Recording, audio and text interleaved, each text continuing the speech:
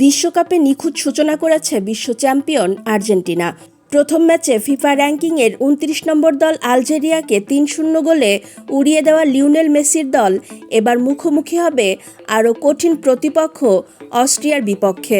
FIFA র্যাঙ্কিংয়ে ২১তম স্থানে থাকা ইউরোপের দলটি নিজেদের প্রথম ম্যাচে জর্ডানকে ৩-১ গোলে হারিয়ে আত্মবিশ্বাসী অবস্থায় রয়েছে। দারুণ ছন্দে থাকা অস্ট্রিয়া সব প্রতিযোগিতা মিলিয়ে টানা ৪ ম্যাচ জিতেছে। তাদের শেষ ১২ ম্যাচের মধ্যে ১০টিতেই জয় এসেছে, বাকি দুটির একটিতে ড্র এবং একটিতে হার। ফলে আর্জেন্টিনার বিপক্ষে তারা বড় চ্যালেঞ্জ ছুড়ে দিতে প্রস্তুত। অস্ট্রিয়ার সামনে রয়েছে বিশেষ এক অর্জনের সুযোগও।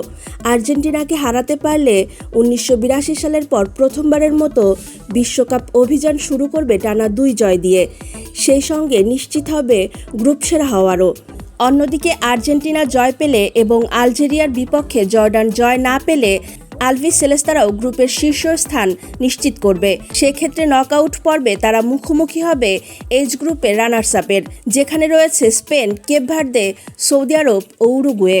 ম্যাচের আগে আত্মবিশ্বাসী কণ্ঠ শোনা গেছে অস্ট্রিয়ার তরুণ মিডফিল্ডার পল ওয়ানার মুখে। তিনি বলেছেন, আমরা জানি আর্জেন্টিনা কতটা শক্তিশালী দল, তাদের প্রতি আমাদের যথেষ্ট সম্মান আছে, তবে নিজেদের সামর্থ্যেও বিশ্বাস রাখি। আমরা যদি নিজেদের সেরাটা খেলতে পারি তাহলে যে কোনো প্রতিপক্ষের জন্যই কঠিন পরিস্থিতি তৈরি করতে পারি। তবে অনলাইন পরিসংখ্যান ও সম্ভাবনার হিসাব আর্জেন্টিনার পক্ষেই কথা বলছে।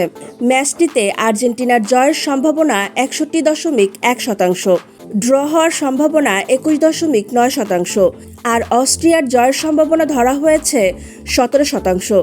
বাংলাদেশ সময় সোমবার ২২ জুন রাত ১১টায় ডালাসের মুখোমুখি হবে দুই দল।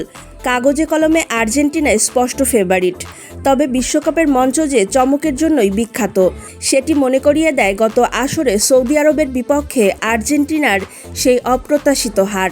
এবারও তাই সতর্ক থাকতে হবে মেসিদের।